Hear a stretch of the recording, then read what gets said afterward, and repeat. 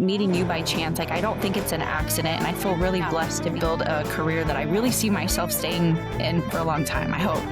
It's earned, not given. And that's what we try to really explain. Like, you've got to earn it. And it's not easy, but if it was easy, everybody would do it.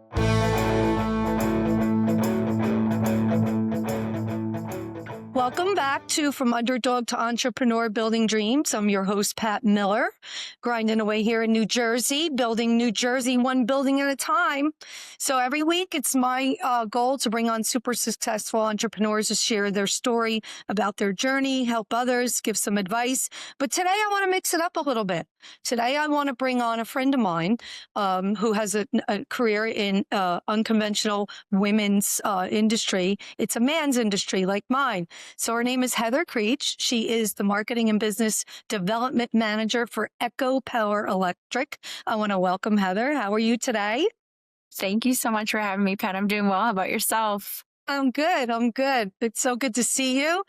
Before we start talking about your journey into the blue collar area of the world, I want to tell my audience who listens to me, my spiritual people, on how we met, if you don't mind. Not at all. It's a great story. 3 years ago, we're going to dive into the story. 3 years ago, I happened to run into Heather in Nashville, Tennessee, of all places. Crowded bar. We could barely get in. Her and her husband made room for me and my guy, Mark. And we just started chatting it up, right? And we started talking about I guess it was, I don't know if you had just changed careers or you were at an impasse, crossroads in your careers, but we talked about my story, right? And I told you how I wrote a book and how you run into people, how God puts people in your paths, right? And I think we started talking about that white feather. Right? Yes, we did. Yep. Yeah. And your book had just become #1 on Amazon and you were celebrating. And then I just jumped in and celebrated with you. Yeah. So if anybody knows my book, my memoir about my story, it has a white feather on the front. And I started talking to Heather about it. And I said, she said, no way. And I go, why? And I believe you said before you got on the road, you found a white feather before you drove hundreds of miles, right? Yes, I did. It was so ironic. It is so weird. And it's just like you picked it up and then all of a sudden I don't know. It was super busy. I think it was St. Patrick's Day weekend there. And it was super busy. And we happened to cross paths, stand next to each other, talk about divine intervention, right, girl? Absolutely. Yeah. So I wanted to throw that story out there, how I want everybody listening that everybody comes in and out of your life for a reason, even the assholes, right? They all have something to teach us. And I believe that we cross paths for a reason to support each other and on our journeys here on this earth. So I thank you for letting me tell that story because it's important to me. And 3 years later, we're still friends. So it's a great story. So let's get into your story. I like to talk to, you are a woman that's working in a man's industry, like myself. And I want to go back to the beginning of your journey into the blue collar industry. I think it was life making a choice for you. Tell me your story.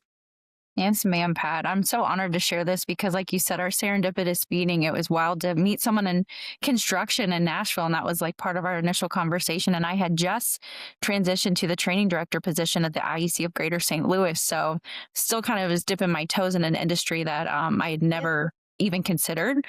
But yes, I had a trip to Jefferson City a long time ago and was actually there for another company trying to vet some different trade networks and really connect with people that wanted to connect high school kids to college, to the trades, or the workforce, and so college, the trades, and what else were we looking for? Just different opportunities to give to kids. And I happened to sit next to someone who worked in the electrical industry. And I made a joke, as a former educator, electrical was so abstract. It was difficult to get kids excited about it. And so I'd bring in guys from Ameren and they'd bring in their multimeters and like LED lights and just make it exciting. And so of all the genres that I had the privilege of teaching over the 12 years of my career in public education, electrical was not my favorite, if I'm being honest. I mean, I understand it, but it was hard to get kids pumped about it. So sitting in that room and hearing about the opportunity in the trades in general, how, kids were graduating without debt, making, ridiculous money, being able to build a career for themselves. It led me to a random tour of the IEC of Greater St. Louis, where we had 82 contractors send their young men and women to get their journeyman license. It's a 4-year program. And I was just like, okay. And initially did a tour there to vet them for the other company I was with. And so, long story short, I ended up, serving there for a couple of years. Right company, wrong seat. And then I ended up getting swooped up by Eco Power Electric and getting to really dive deep into workforce development, helping them grow their business inside out, especially kind of knowing the journey of what it was like to support someone that wants to go into this field. And it's not easy. None of the trades are, this. No. But to see the other contracting side, I have this, massive respect of the full spectrum and a balcony view of what it takes to, start a contracting business from the ground up. It's not easy. It's definitely a man's world, but it's shifting and it's exciting to be a part of, because let me tell you what, Pat, the amount of women that have been supporting me nationally, locally, meeting you by chance, I don't think it's an accident. And I feel really blessed to be in this industry right now, because I know so many people can probably, have that imposter syndrome, like I don't belong here. I didn't grow up in this. And I don't think that's the case. I feel like I've been welcomed since day one and have been able to utilize my education background and my relationship building and really build a career that I really see myself staying in for a long time, I hope. No, that's a great story, because you opened your eyes to something that you never knew was there, and you're so comfortable with it. So life makes choices for you. I say that all the time. And I think that's great. You know my story. So I have to tell you, blue collar people are amazing people.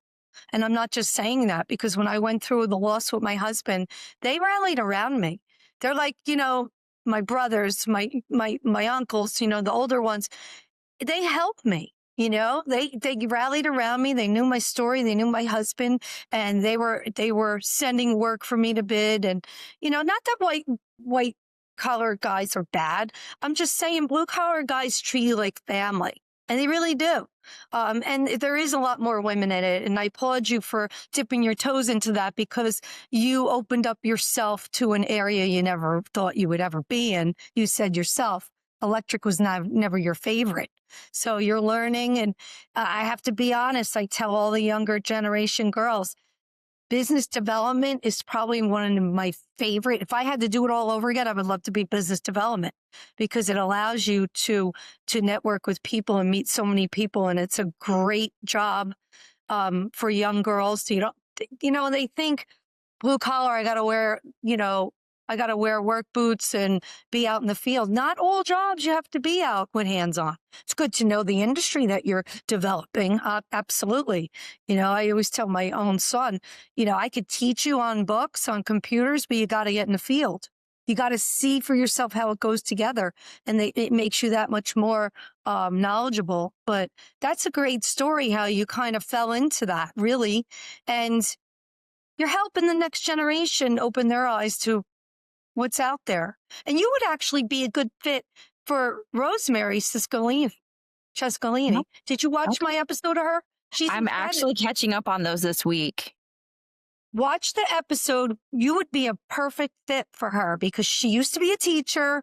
She owns a door manufacturing facility, and she is a mentor with hooking up the high school kids to the trades. And she wrote a book for little girls, young girls, about electric. She just published it right before Christmas. So make sure you hit up that episode with her, because she would be a great fit for you, because she's coming over to our side of the states, and she goes into Michigan, Missouri, that area a lot.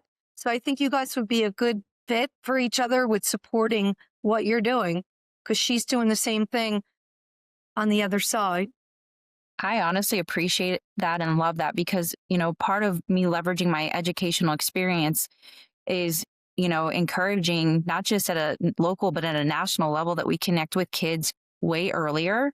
I'm Yep. talking like elementary, and getting tools in their hands and experiences and exposing them to the opportunities, because I feel like kids are natural builders and creators and thinkers. And then unfortunately, when they go through our public, well, not just our public, but they go through our schooling system, Yeah.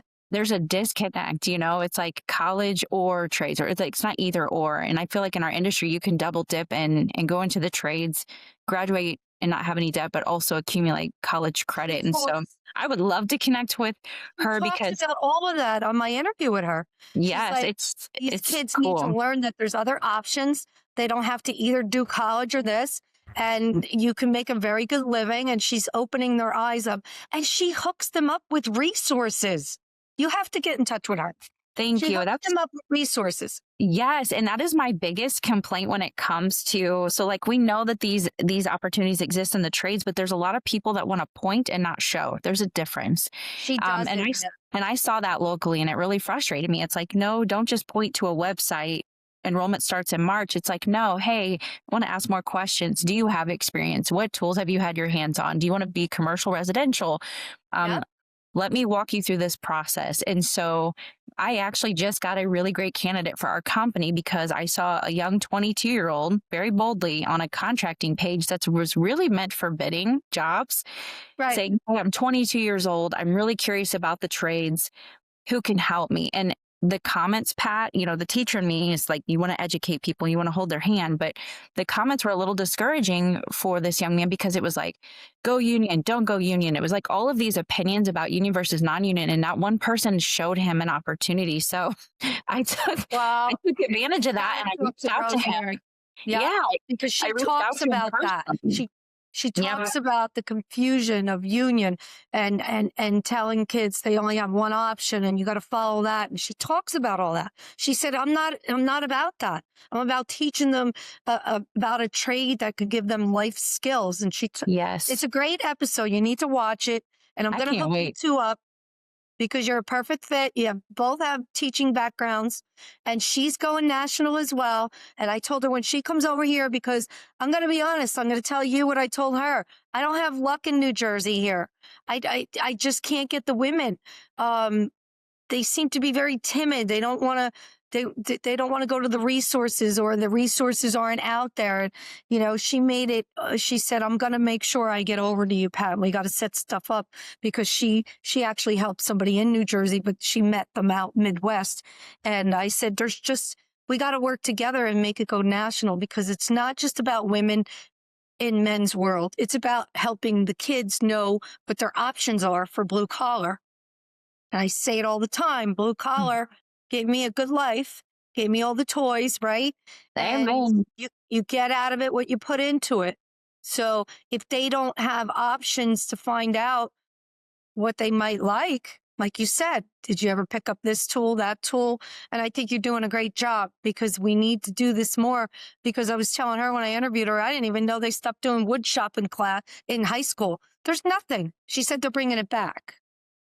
So up there. Yes, we're seeing So, that trend here in St. Louis too, not just with like construction-based courses, but like actual programs. I know back home where I live in Troy, Missouri, we have a construction department now, and like kids can basically take a sampler platter of all of the trades, and they're building houses, like real houses, like designing it, building it, awesome. and selling it. The whole process, like it's that kind of experience sticks with kids. And so I've encouraged contractors to come out and cherry pick talent, because these kids are graduating with the skills that maybe 3 or 4 years ago kids didn't have. And everybody keeps saying there's a labor shortage, and there really is, and I get that.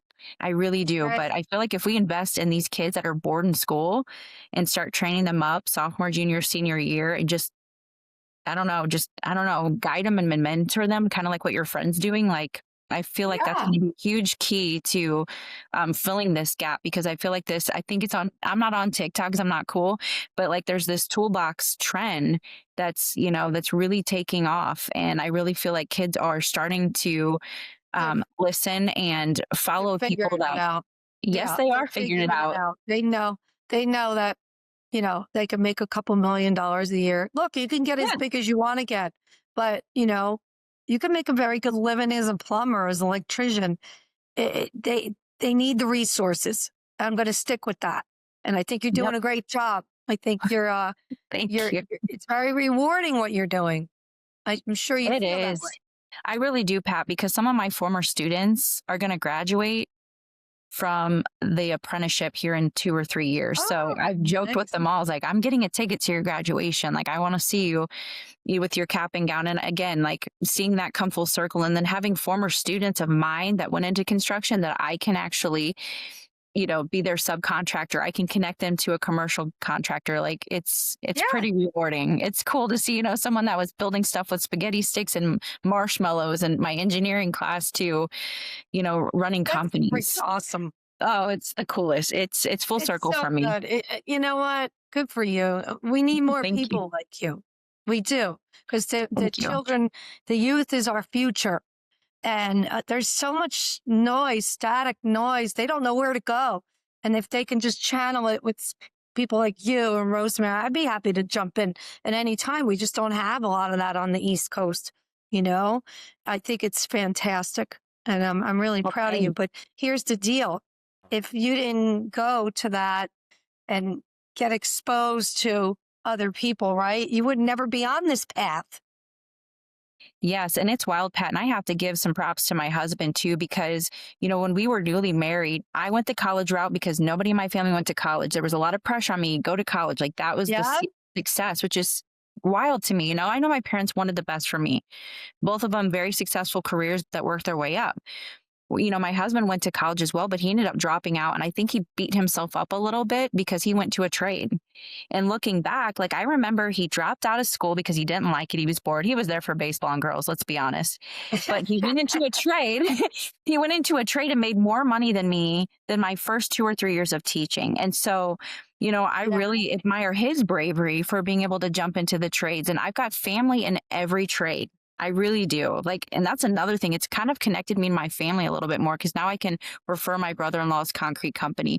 I can refer my brother who works for Ameren. Like it's pretty cool. Like I want to encourage people not to feel like you're ever stuck, especially in the trades, because I feel like you can jump into this, get your journeyman license in whatever trade, then you can pivot to estimation. You can pivot to project management. You can pivot to being ownership like you have. And Pat, I think it's so inspiring. I think more women need to see that, that, you have that opportunity to lead. And I feel like it's just such a different world now that it's not like, a male versus female leadership. It's just like you're a darn good leader. People respect you and you're getting it done. And it inspires the shit out of me. I appreciate that, girl. I do. And it's not easy, but if it was easy, everybody would do it.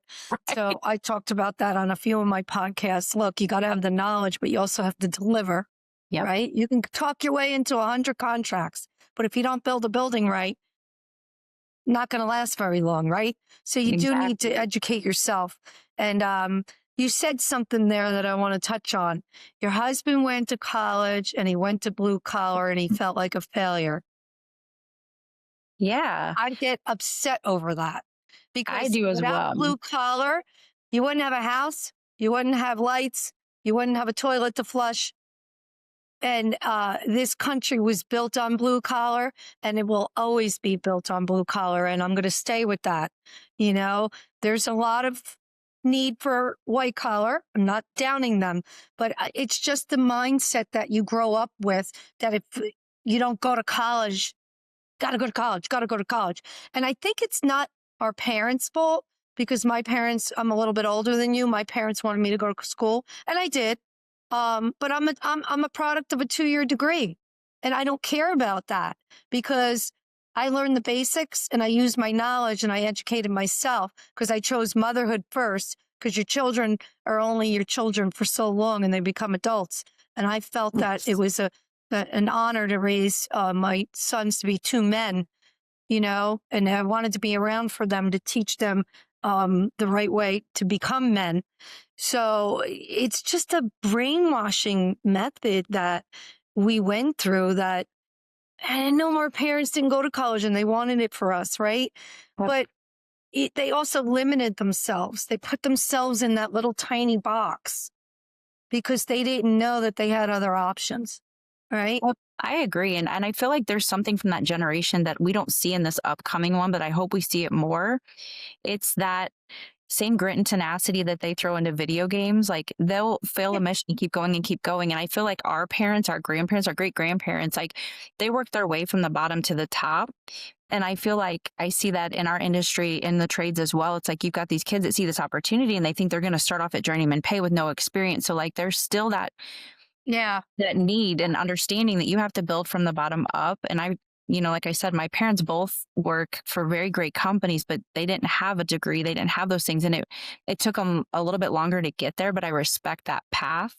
And I'm grateful that I had the opportunity to go to college, but, being able to pivot it and go teach in a world that I was teaching that I never lived in before is just, it happens for a reason. I really respect those that don't just jump in. We're looking at kids that are 18 years old, their frontal lobe's not developed yet, and we're saying, hey, go figure out life. I know. I say this all the time. I mean, we Not can go fair. on a ton of political things with children making bad decisions.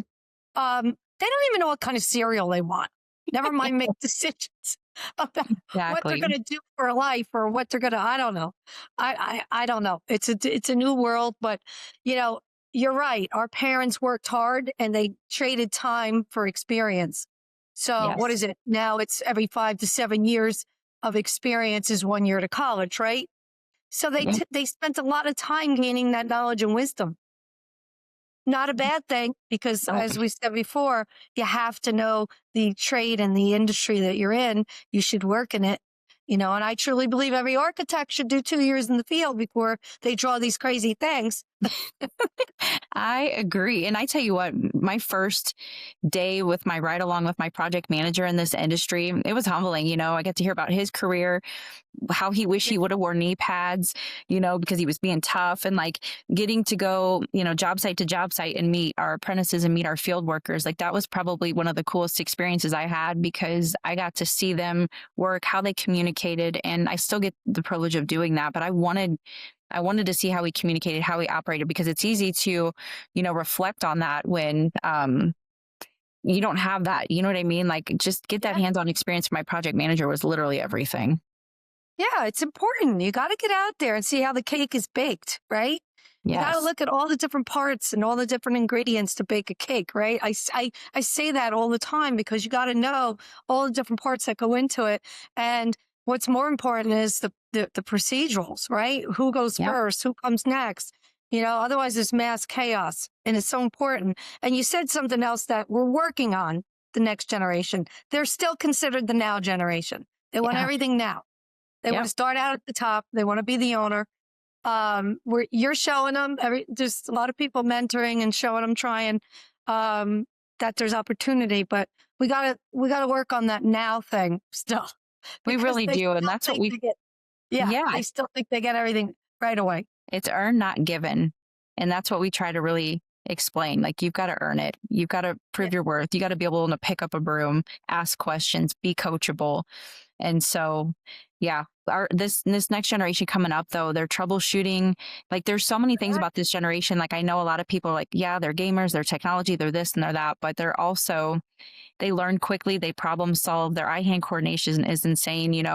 I look at, my brother growing up, my dad, my football army dad, was just like, I hate that my son's always playing video games. Well, I always say gamers make great surgeons, great tradespeople, and great soldiers. And so, especially in the trades. So I think helping close that gap with this, this group that's so good at technology, because, a conversation I had last week with that lady that I can't wait to introduce you to from St. Louis, we've got better tools, better technology.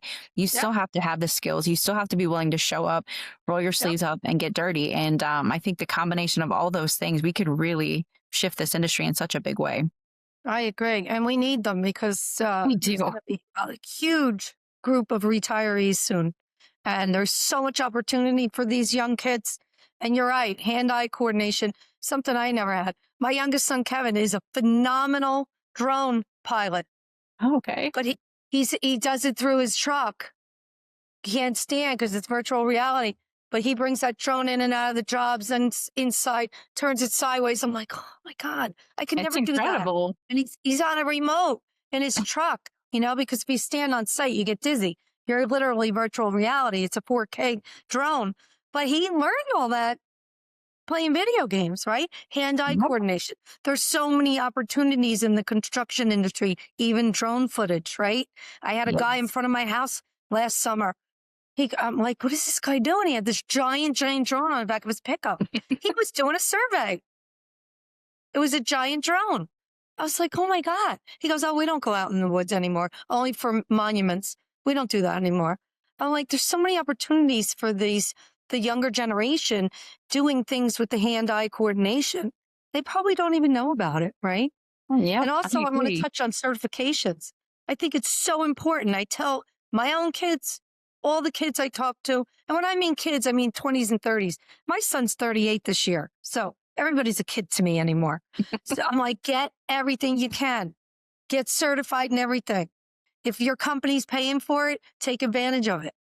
The Yes. more certifications you have, the more valuable you become. Somebody out there is going to be looking for a certification that you have.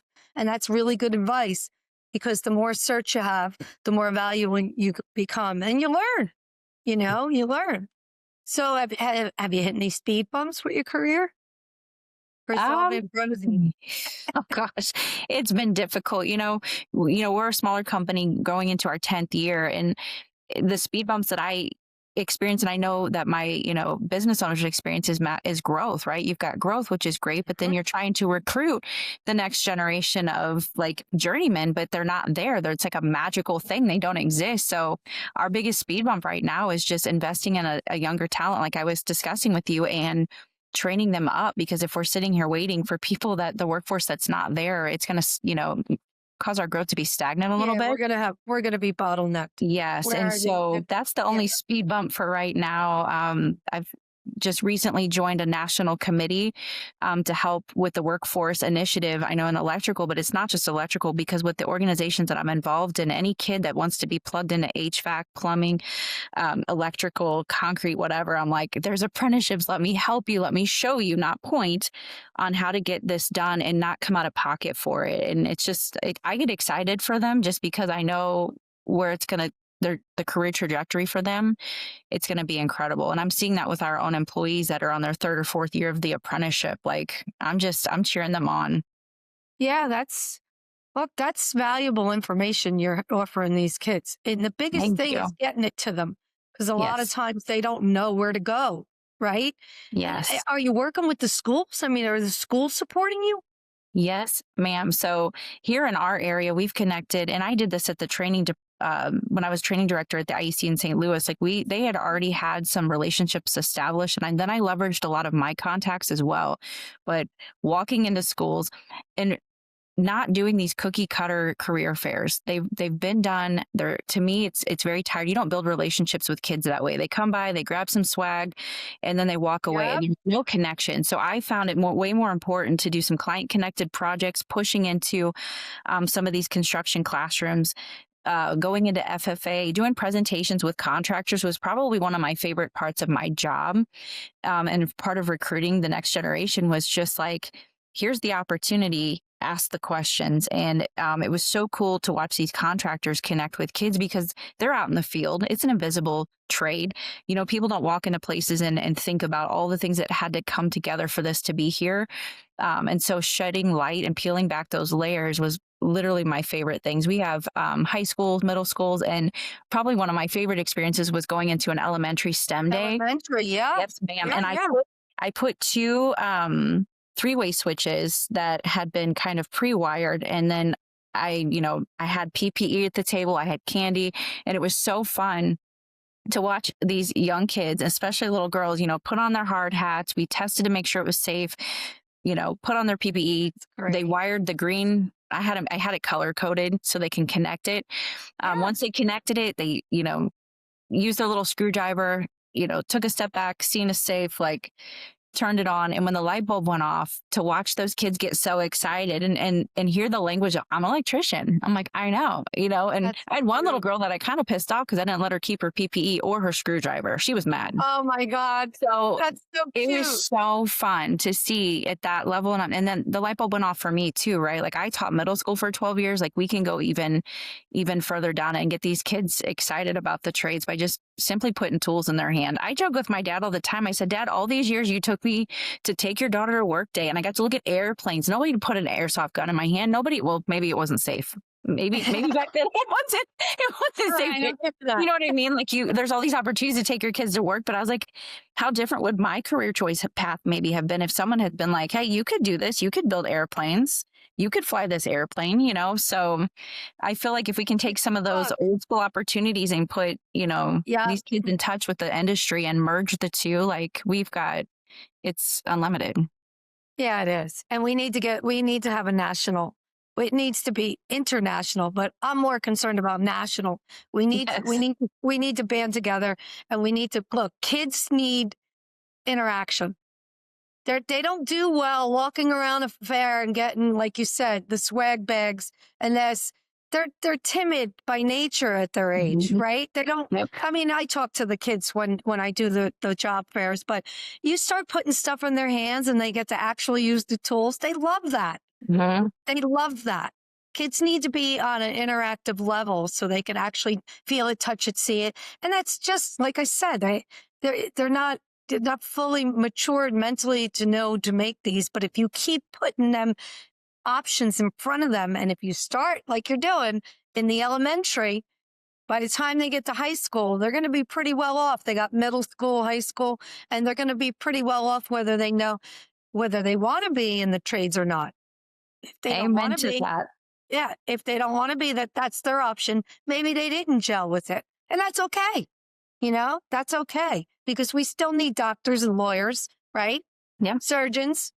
We need all kinds, but you're giving them the opening the eyes to the young minds of what's out there and what the opportunities are. And they can make very good livings doing that. And they don't always have to be union. That's right. That's right. And I tell you what's interesting, and I felt this pressure as a teacher. I always try to say, for teachers, counselors, administrators, to lift that burden of feeling like they have to know everything.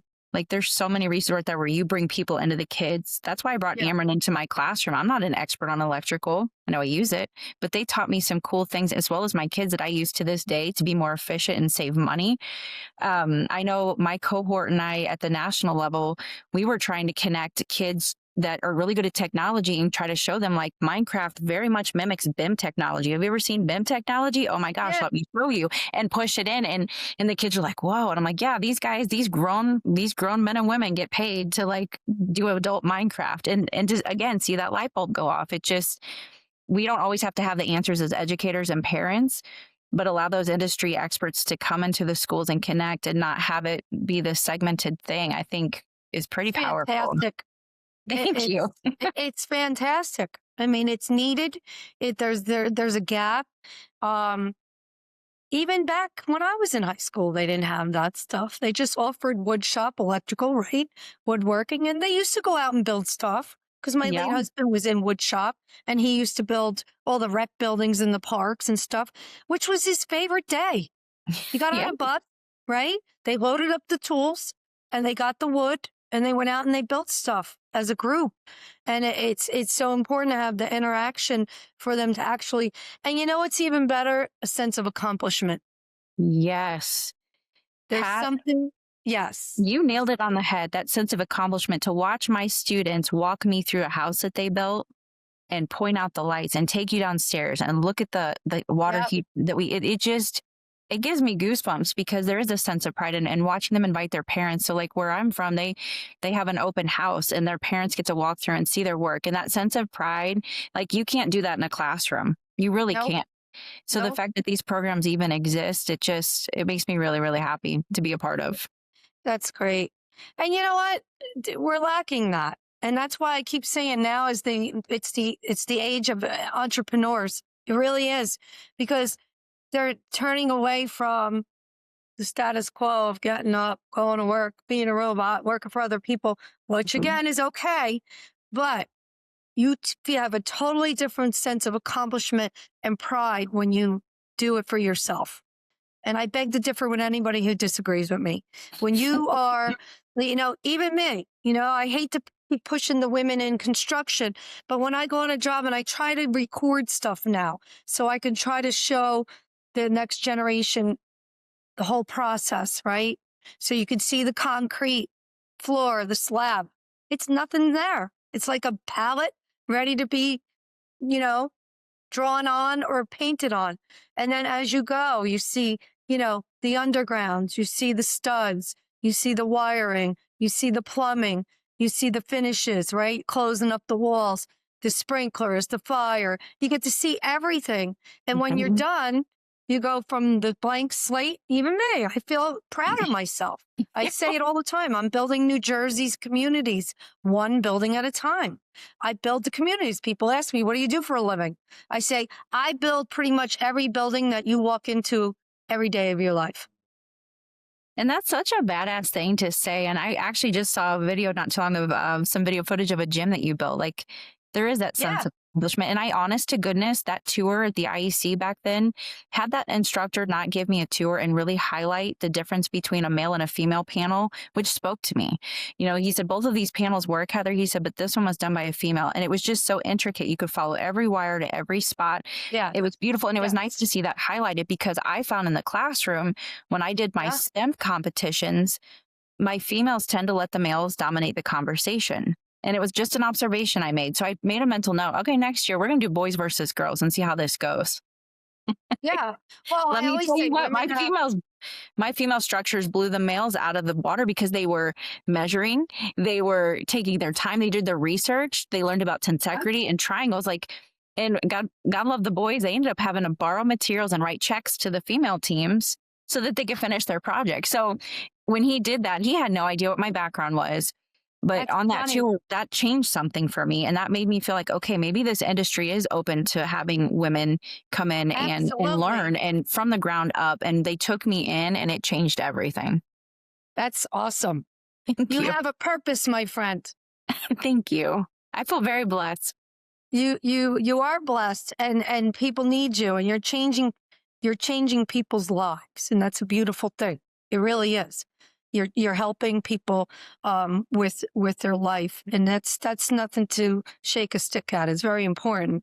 So, and I say it all the time. Why would I hire you? When they ask me, I said, because first of all, once you work with me for life. I said, you don't have to babysit me. Women have a phenomenal eye. They have great attention to detail, and they can multitask much better than men. And if the men listening don't agree with me, they're moms by nature. They can multitask, right?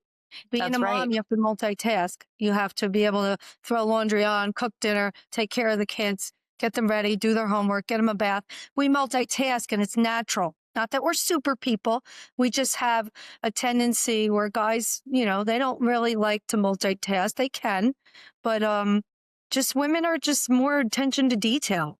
Like you said, they knew it was going to be a contest. They went out, they taught themselves, right? They're a little bit more detail oriented. Everything was in order, and the guys ran out of money. Yes. And and it's ironic too, because now I'm in a situation with a small company that's just experiencing massive growth, that our leadership team is balanced. There's 2 males, 2 females on our leadership team, and now a 5th male. And I feel like we balance each other well because of that attention to detail. You've got people on our team that want to run, and to be a part of that growth and see this power couple build their company and take a chance on me, only having just that apprenticeship experience, admin experience at a school level. Like it's something I don't take for granted. And that's something that I really admire about my boss. I keep my mouth shut, my ears open, and I'm just here to learn.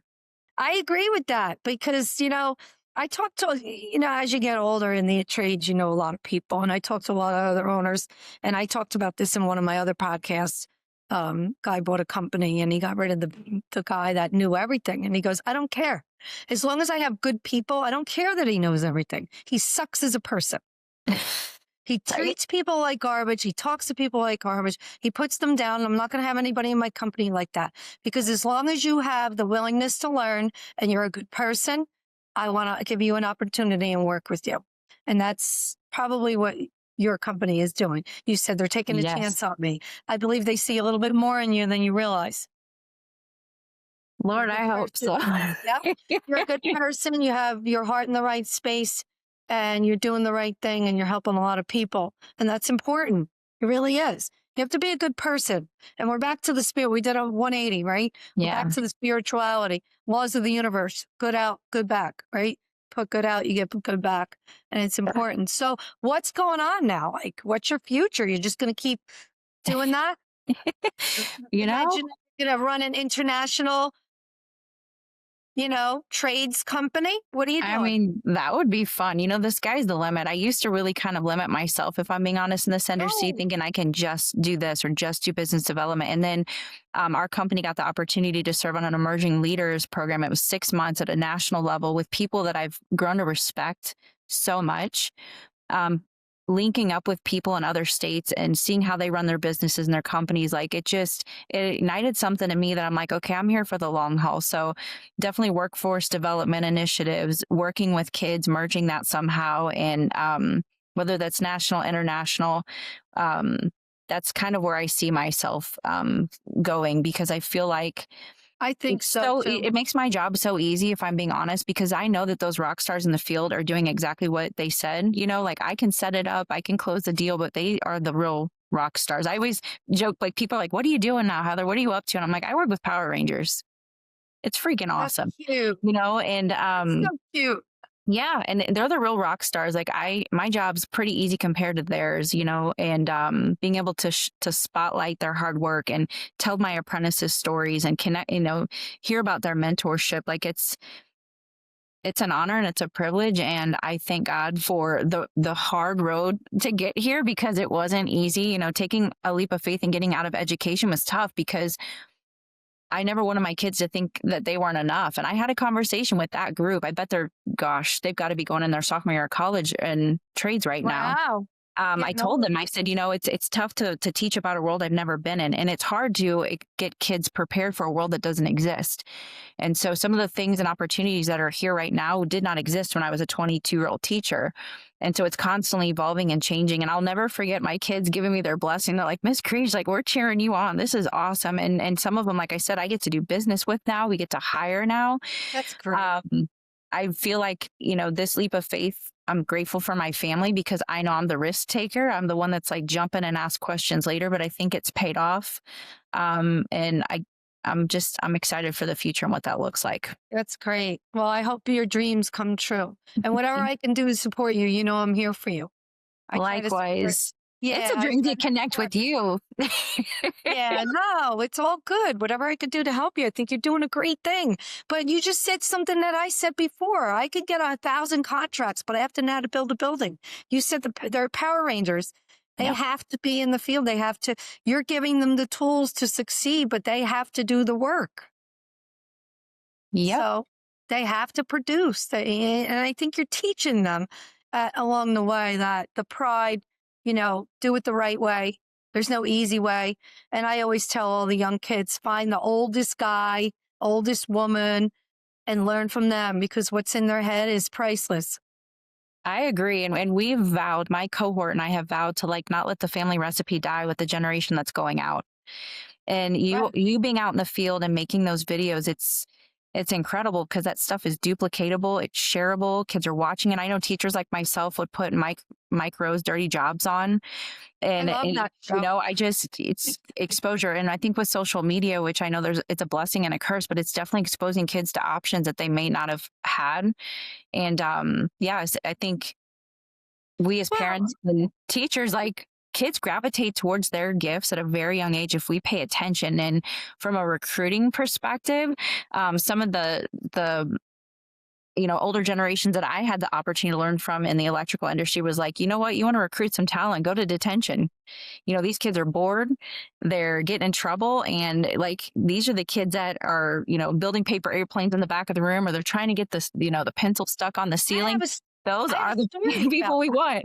It's true. I have a story about that with my own son.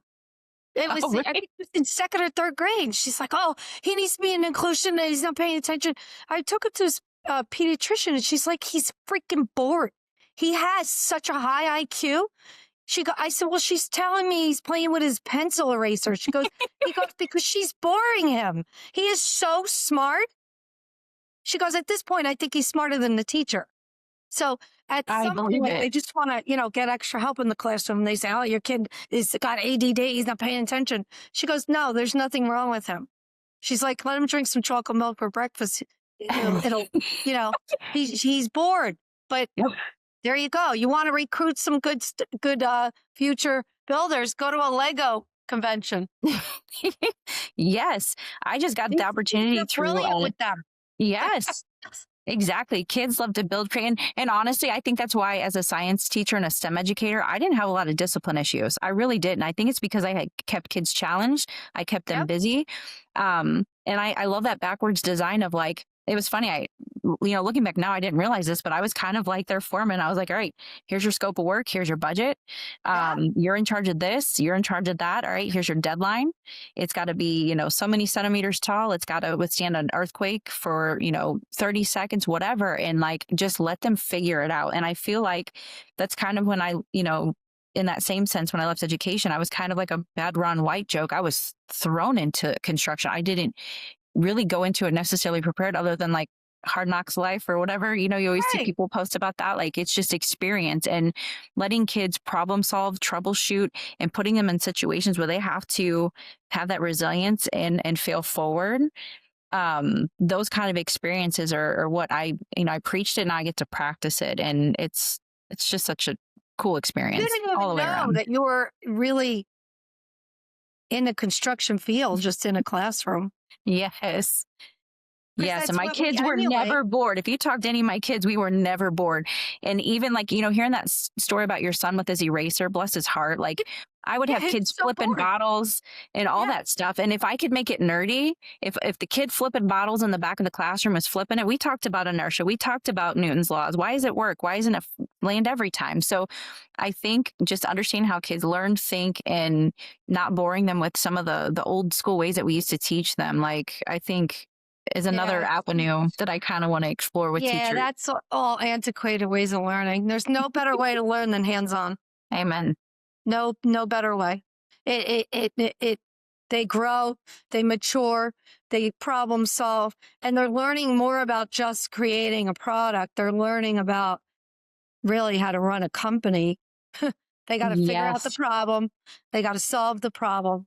And they got to do it within a certain budget. So you're teaching them all the parameters of entrepreneurship, because we have to figure out how much it costs, right? We got to get the guys, we got to get the work done, and we got to stay under budget.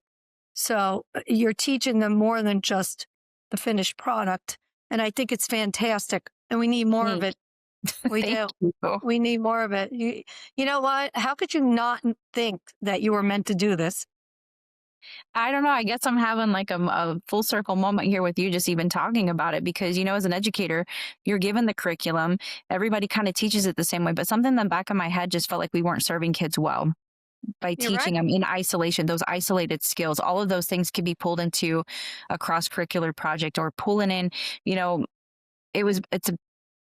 it's important to me to have purpose. And I feel like kids are the same way. And I feel like when kids have a purpose at school and we're teaching them something that's going to set them up for success, then they show up ready to learn. Then they want to plug themselves in. Then they're not on their own. They're excited. And like, that's what I'm getting to do, I guess, on the other side of this. And it's a lot of fun. Now that I've been able to get out and see full spectrum what's out there, I feel like I can do a better job of showing and not just pointing.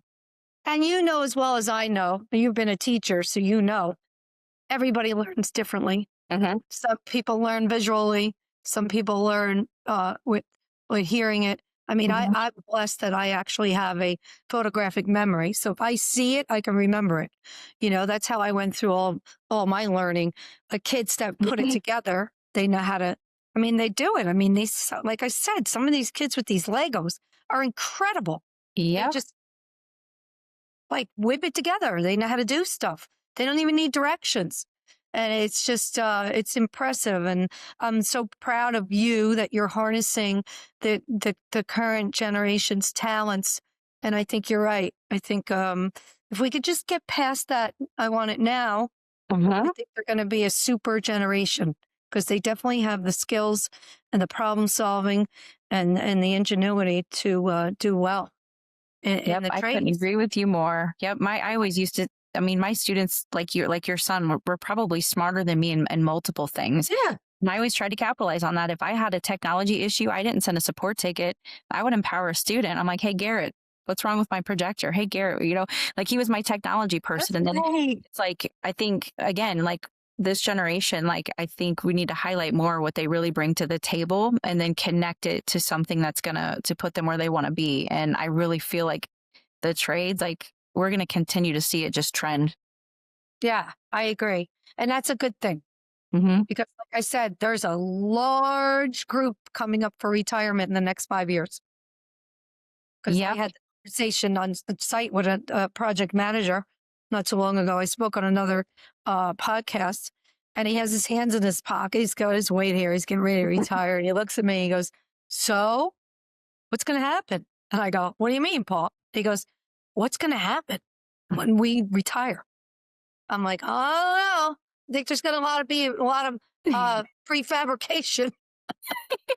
You know what? When I hear that a talented tradesman or woman are going to retire, my first thing is I want to snatch them up and make them a teacher. I want to connect them. I Yeah. was like, if you could be a Well, that's what mentor I want to teacher. do eventually. Yes, absolutely. And I really feel like that mentorship is huge. So I joke all the time. I could be out in a bar, which just happened last week, and I was thinking about you, and I ran into someone Ah, who's that's the girl. retiring. They're retired from Ameren, and I'm like, tell me more about your job. Are you willing to teach the next generation? Could you speak at graduation? Like, tell me more. And it just cracked me up because it reminded me how one minute I'm dancing in a bar, having a drink and having a good old time in Nashville, and then I get to meet you, and you're like, hey, and how that conversation just It it's was just so cool. incredible. It didn't I feel feel very like blessed to meet the people I do when I do. And it's not always in a bar, I promise. that's okay. It's blue collar. We're always in the bar. That's right. It's all good. But Yes. it was almost like, I don't know if it was like for you, it was like kind of like a moment in time, right? Yes. We just started talking and it was so loud, but we heard each other, right? Yes. I feel like in this industry or any industry, women are either going to inspire or intimidate each other. And there was That's something right. about you that day that I was like, I need to know her. I don't know why. And I remember I was even wearing my IEC jacket because, I was, Yes. just newly to my role, and just, you're like, I'm in construction. I'm like, okay, let's talk. And it was loud. And I just remember you being so excited about your book. And that just spoke volumes of you of like, yes, I have this knowledge. I want to pass this on. And I That's think right. it's Yep. it's powerful, whether It it's is. And I thank you video for or that. whether it's books. I'm so old school. I'd love to pick up a book and learn, but I just appreciate you too, Pat, for what you're doing for the industry and helping empower women to have a bigger voice, and Yeah. Look, and I leave say it their all the mark. time. I'm going to end my podcast with what I say all the time. And you can do it. Okay. I did it. I'm living proof that you can wedge your way into the industry and you could be that one woman in a room of 40 men. Just know your shit.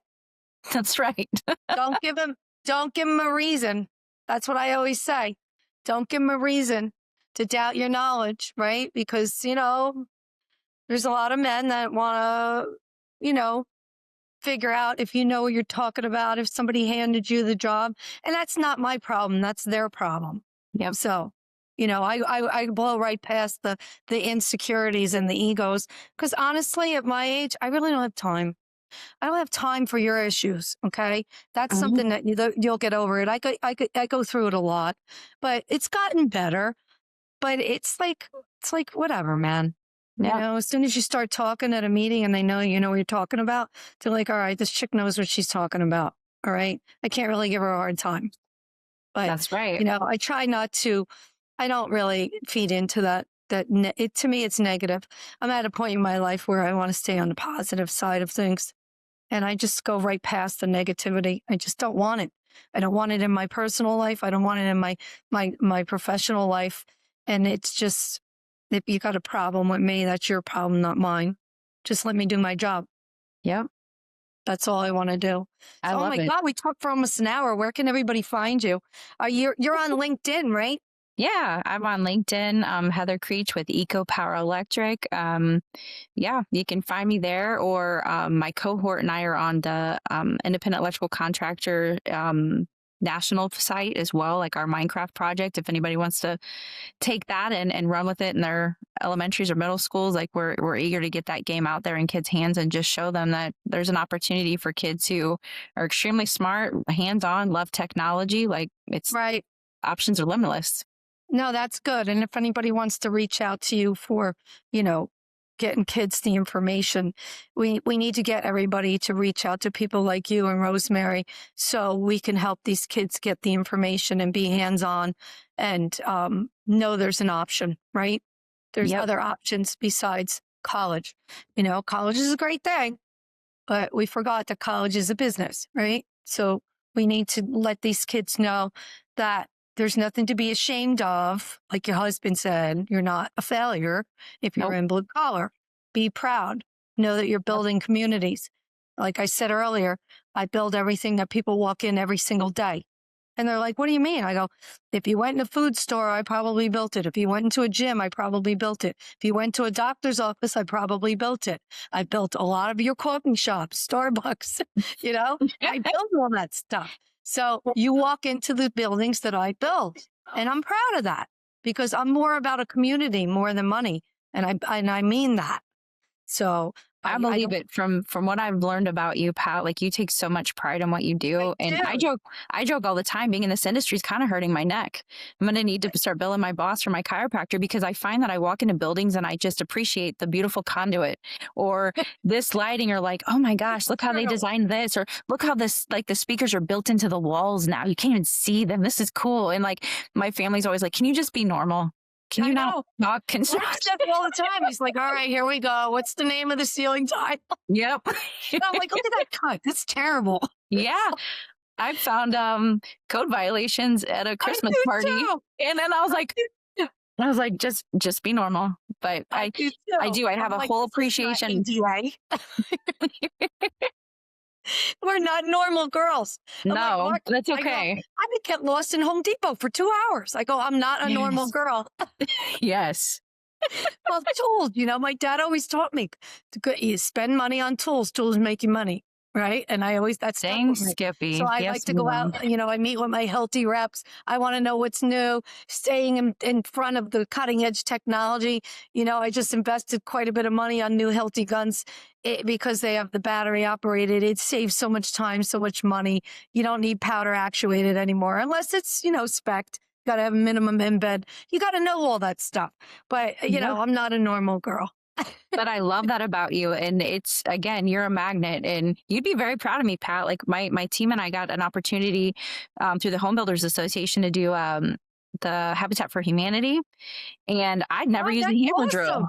You'd be so proud. I used the hammer drill. I didn't miss a stud. Because I'm so tiny, they put me on the ladder and I had to be up in the, you know, a little bit of the bottom of the basement trying to, and my first hour was rework. That was frustrating. Wow. And so I was like, okay, now I get it. But just having that day in the field on a tool belt on my hips all day, using my tools, like I got very possessive of them. I don't want to give it back. Right. It was just such a cool experience. So yeah. Did you go home and ask your husband, I'm exhausted, what's for dinner? Exactly. I probably should have flipped the switch on him a little bit. Yeah. Yeah. Because I remember that was him. I remember taking, you know, dinner to him second shift when he was building trusses. And like, it's not easy work, but man, it's rewarding. It's not. It's very rewarding. And, you know, these guys that are out there in the cold and the heat, you know, there's something to be said about that. You know, it's not easy. It's definitely hard, but it's rewarding, like you said.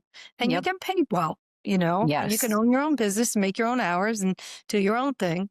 So I want to thank you for coming on. Thank you for having me, Pat. What an honor. Yeah, I mean, it's so good to see you. And this episode is going to be so full of information that people need to hear, and the younger kids. And I hope, Rosemary, I'm going to give you I'm going to text you her cell phone number as soon as we get off. You guys are definitely from the same cloth, and you're doing the same thing.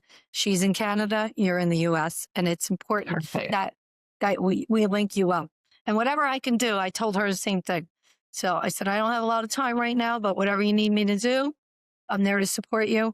So hopefully we'll have some kind of networking. We can get together and get a bunch of minds together and brainstorm to see how we can bring this nationally and Yes, internationally ma'am. because she is from Canada.